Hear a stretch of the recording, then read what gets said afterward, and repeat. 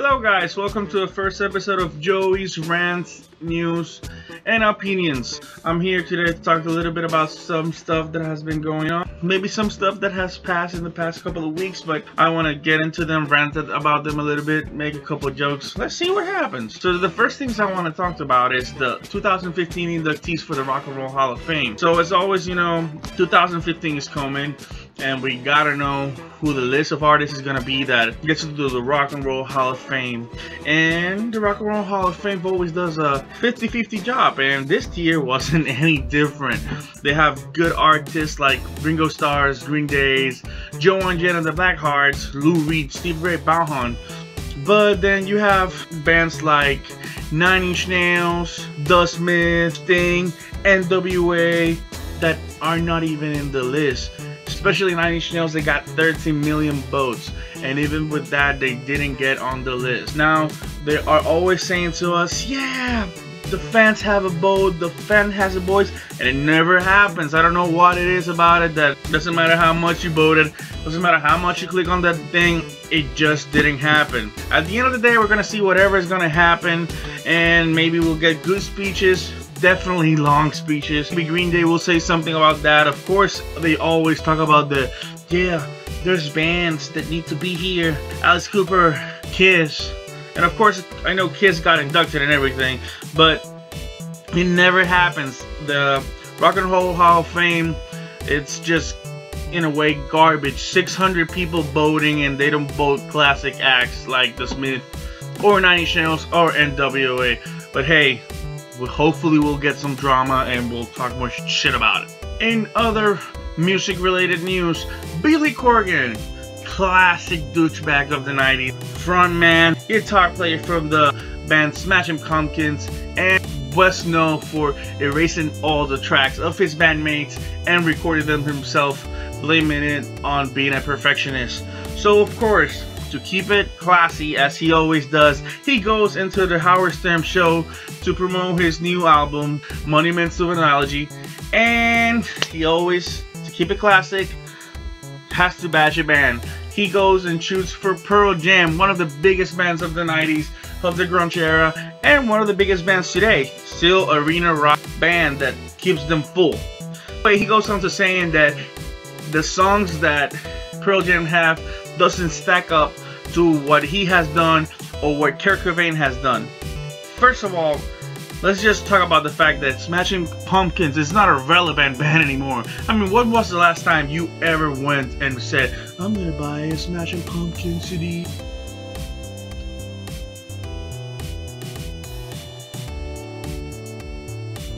Yeah, exactly. Maybe it's been a while since we said, you know what, I'm gonna go and buy a Pearl Jam CD, but I'm pretty sure every time Pearl Jam comes around, most likely they have sold out their arena. They're playing an arena, they're playing big shows, they're selling a lot of merchandise, not like Smashing Pumpkins. And it doesn't stop there. Of course, he has to go for somebody else. And who better else than the Foo Fighters? He comes up to saying that the Foo Fighters hasn't evolved as a band, that they got stuck in whatever it is that they're doing.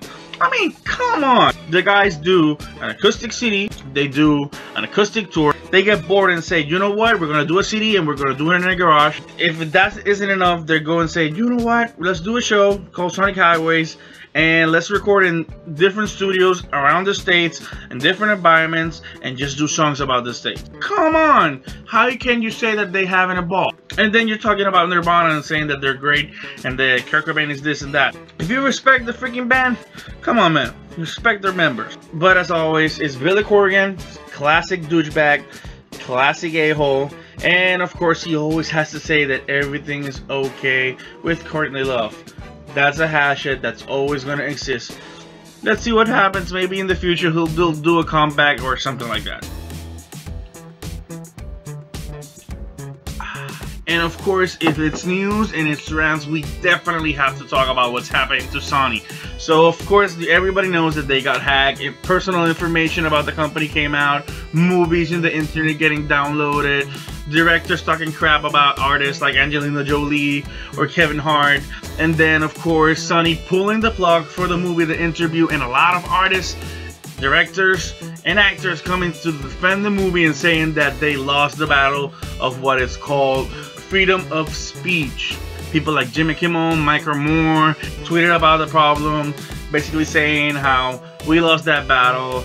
And then last that we heard of, Sony had completely pulled the plug on the interview. No promotion, no nothing, no showings, nada. Well, it came out today that the movie is going to be shown in selected theaters across the states. Finally, people feeling like, wow, they grew up a pair and they are gonna do what they need to do. Either they are hurting for money or they just want to show the people. Because I mean, even the freaking president of the United States was bashing them. Hopefully, with the hype of the whole situation, the movie will do good. I hope the movie's funny, because if the movie sucks, it's gonna be like, we fight it for this. I mean, of course, you're fighting for freedom of speech and to not get hacked and to all that stuff. But I hope it's not a flop, and I hope I laugh my ass off when I decide to go and see it. And finally, if you're a little bit nerdy, you have heard of the Legend of Korra, the Airbender, the Firebender, Waterbender, Earthbender, Avatar.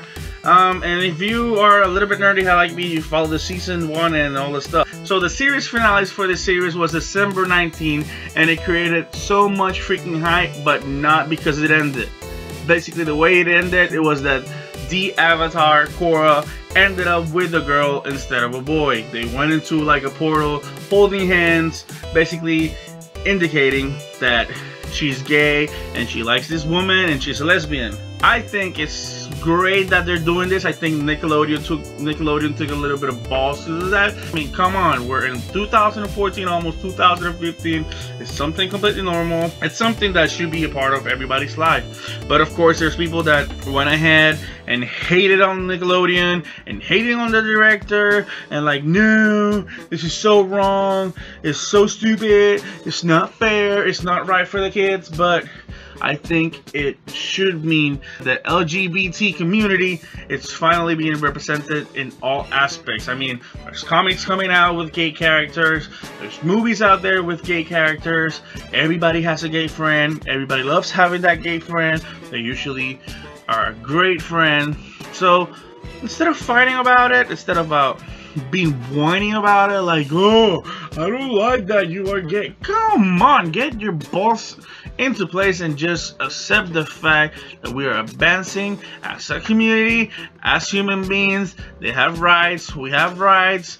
Doesn't mean that you're gonna suck a popsicle or something. Anyway, guys, I hope you have a good time. I hope you have great holidays. May do a couple more. I don't know what I'm gonna do. I'm doing this for fun, but I hope you guys enjoy it. I'll keep coming back with more news. Enjoy.